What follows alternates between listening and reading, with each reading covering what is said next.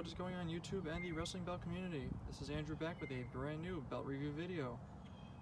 It's been a while since I've done a wrestling belt related video. Just haven't had anything picked up in a while besides this here, and I had one other pickup. It's the big goal that you've been waiting for. We'll do a video on that next. Just the weather, being winter time now, and weather hasn't been good. It's been snowing a lot, been chilly, but beautiful day today, so I figured today's the best day to go out and do a new video. So start off with this one here. It's a all gold Fandu version 3. So this is the one with the old textured plates. Got a Sting nameplate on it.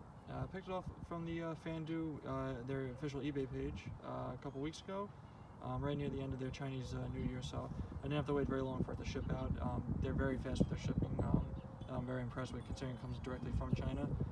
They usually ship with DHL, so like 2 business days practically, and it's on your doorstep, so very props to them for that, and also the great price on it too. I mean, I'll be honest with you, for what this is, you can't really beat the price.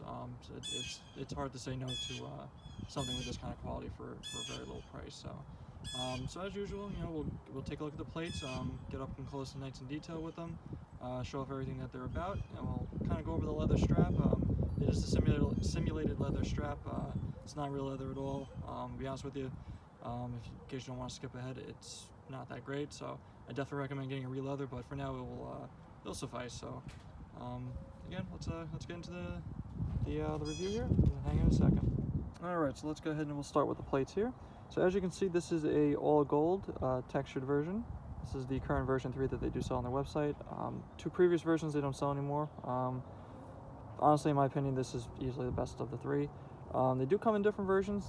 They do have a traditional dual plated, like nickel and gold. Right now, I believe, which is out of stock. I think they're having some issues with dual plating.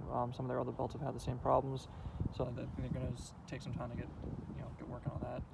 They do have a all nickel, which I think actually is pretty cool, especially if you do a different colored stones. A gold and gunmetal dual plated type, and a antique version, which is actually pretty cool. It's pretty unique for the this type of belt. I think it actually fits pretty well. But personally, for me, I'm partial to the all gold. Just for me, Survivor Series 2002, that was my first wrestling event live ever, a live show, and Shawn Michaels won pretty much this version of the title in the main event. So I've always been partial to the all gold. I mean, WWE pretty much kept using that there on out, even with the WWE logo. This belt does have inaccuracies as far as the plates are concerned. I mean, it's not 100% to that style, or even the WWE version. I mean, the artwork is more WWE style. It's also a 3D casted type of plate as well, which is the way the WWE one was made, but different from the hand engraved version that the original Chrome Run was like back in the 80s and 90s. But this is still, I think it's a very good replication for the price that Fandu charges. You really can't beat it, especially for a replica. Compared to what WWE sells, the quality blows any of those belts away. If you ever look at the WWE Big Olds, or even the old school WCW one on WWE Shop. So with that said, let's get the review going here with the plates. As you can see, the nice floral patterns. Again, like I said, this is all from like a 3D casted mold. So it's not gonna be like your standard stamped replica, or even like an acid etch belt. It's a little different in that sense. So you can see how the details do pop out a lot better, and all the raised areas there do have that more rounded look that you get from a 3D style of belt, since it's not just like a flat etch or anything like that. And you can see the recessed areas all have the texturing too as well, which is pretty cool. Let's see there. And that's probably half the reason why I like this belt a little bit more, as far as compared to like the previous version 2, which you may have seen that I had before, which had its own flaws, which is why I sold it. But the texturing really makes everything pop out really awesome, especially in the right lighting, and even in dim lighting, it looks really, really awesome. You can see it does have the rope border in there as well. One thing people do complain about are these stone holders. They look more like nipples because they protrude way too high. This is actually reminiscent of, I believe the original may have been sort of like this before the stone just kept getting popped out and redone. But Teddy, who had the second hand engraved Chrome Ryan, made that Dave Milliken casted his version from had stone holders like this before. Teddy did get Carmine to fix it. So all the cast copies Milkman does kind of have similar stone holders. See the grapplers, they're all, again, they're not separate pieces. They are one piece into the mold with the texturing right around it. It's very, very nice. You can see the texturing between the rope order and the beginning of the floor patterns and the stone holders as well. See the globe, which had the Swarovski crystals in it. I thought about asking for no stones. I thought maybe I'll do I'll try and get some cubic zirconias and just put them in myself, but I figure this is easier. So for the amount of stones, it's probably not gonna make enough of a difference. I can always pop them out if I really want to later on. See the globe, very nicely detailed. See the continents do pop up. Only thing very missing on this is texturing on the continents itself, which would be more towards the original, but the minor detail. You can see the other grappler. And it only comes with a blank nameplate, but you can customize up to 8 letters. So I decided to go with Sting. Probably should have went with Stinger, since that's what the original Crumrine had on the nameplate. But I wasn't sure if I was going to keep this belt initially, so I didn't want to get my name on it because then I wouldn't be able to sell it with the nameplate. And Ric Flair, most people get Ric Flair. I would not have been opposed to that too, but there's also the whole copyright issue. I don't know how, at least on these belts, how people care, how much they care. So I didn't want to cause a stir for that either, as stupid as that sounds. So I decided to go with Sting. Good choice for the belt anyway. It looks nice.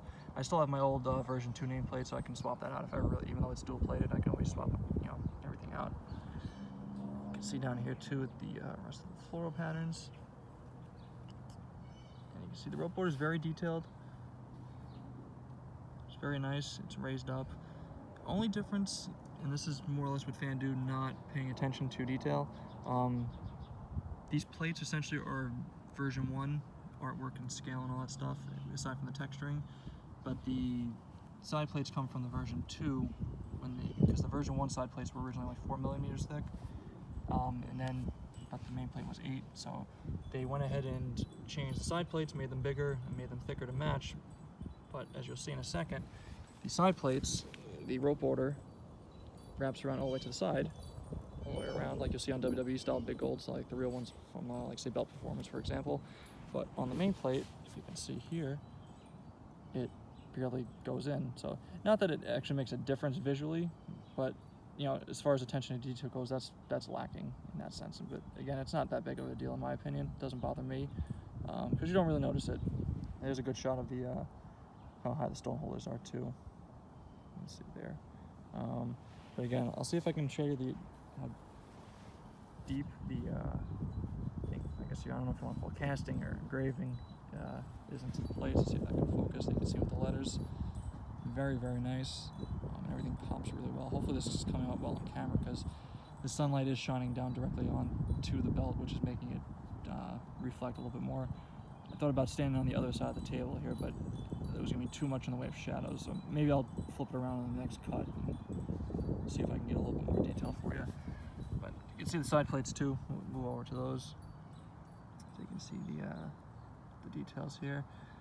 A lot of the complaints usually with the Fandus were between the size of the main plate itself, the inaccuracy of the artwork, the curve, and the stone holders. Really, the only thing for me is probably the curve. It's probably the only thing that bothers me in that sense, because that's what gives it that smaller impression to me. Because compared to my other real big gold, which you'll see in the next video, it's pretty much the same height-wise. It's just the width is a little off. So let's see. Look at those details. Very nice. See the side plate. Show you that real quick here. Pretty much, I think it's identical. I don't think anything's different. I believe the only other real noticeable difference, I think, is the stone holders on the side plates don't match up with the main plate because of the changes to the side plate from the version 1 to the version 2, while the main plate stayed exactly the same. So like I said, they didn't translate the art over very well, but it is what it is. Let's see if I can show you again the thickness of the plate. It's again 8mm. It's really, for a replica, and probably due to the thickness, it's very heavy. It's about 7 pounds. It does have some good weight to it. So if it was 4mm thick, it would probably be too light, but I mean the thickness doesn't even bother me, even though in my opinion it's overkill, especially for Replica. I don't think it's needed, but you can see if I can show you the curve at the top too, because they curve this like a bowl. You probably notice it when I flip the strap over later, but you can see it kind of goes in a little bit at the top. Instead of it being flat top and bottom, they curve the top and bottom as well as the left to the right. So that's where some of the bowl curve comes from. I think that's what gives it the illusion that it's smaller too. So, all right, so that was the main plate. Go ahead and take a look at the strap in a second. I'm just gonna pause the video and we'll come right back. All right, so let's take a quick look at the strap here. This is a simulated leather strap. It's extremely flexible, as you can see. This is not like a WWE shop replica, which has all the cardboard filler in it. This is pretty much straight whatever material this is. I don't know if it's like a rubber or something, but I went with the WCW style strap. Obviously, I mean, they don't offer anything besides this style strap, just in different color and stitching. So I went with all black with black stitching, mainly because I wanted to again match the all gold cast copy that WCW had at the very end of their life, and then into the WWE buyout before the WWE logo one popped up on TV. So this pretty much is a good match. You see it has, like, I think it's 2x10 on both sides, which doesn't bother me. It's more than I think the original had snap wise, but again, it really doesn't matter in this case. The issue with the strap being too floppy though is it can't really hold the plates up by itself. Even on the stand, it kind of sinks in a little bit, so it looks a little funky on display, but it's still very beautiful. You can see the female snaps there. And you can see the black stitching. That pretty much just goes all the way around. Nothing special. There's no tooling or anything like that. Been debating on getting this re-leathered. I might go for a cheap re-leather from one of the more inexperienced people that charge under $200, just because this is a cheaper belt to begin with. So I don't really want to pour like a full $350 into this for a proper re-leather from one of the top guys. So and you can see on the back here, this is the screws exposed. They do have a lot of them. See so it's very well secured. I mean, some of the I haven't taken the plates off yet, but I think some of the bolts themselves are actually at an angle, which does make things a little awkward. It makes you wonder if something's going to break at some point, but everything feels very strong and secured, so I'm not worried about that. Just the only other thing is, like, some of these, I guess because the plates themselves, I don't know if you're going to be able to see, they kind of are hollowed out in the fashion of the WWE replicas, so the bolts don't start until a little bit further in. So I don't know if that is going to be an issue with support. This is a good example. Like, look how far in the takes before you see the bolts. So again, I don't think it'd be a problem in the long run. I mean, belt's gonna be on display. Well, I usually don't handle them. I started just like posing with them, so no big deal. But yeah, everything's exposed on the back. The snaps, screws. Nameplate is removable, so if I do want to get another one at some point, I probably will, considering I'm gonna keep this probably long term. Yeah, probably maybe at that point I'll get my name on it, but so you can see just how floppy it is. I'll try and stand it up by itself, and it's not easy to do because it doesn't have the support. So you can kind of see that. You saw at the beginning of the video though, the way it sits on the stand. But yeah. Anyway, that's it for the strap here. So we'll wrap things up in a second. Hang on. Alright guys, that's gonna pretty much wrap it up for this video. I really appreciate you guys watching the review. If you did like this video, please give it a thumbs up. Leave a comment too. I'd really love any feedback, positive or negative, or any questions you have too. I'm always around to answer them.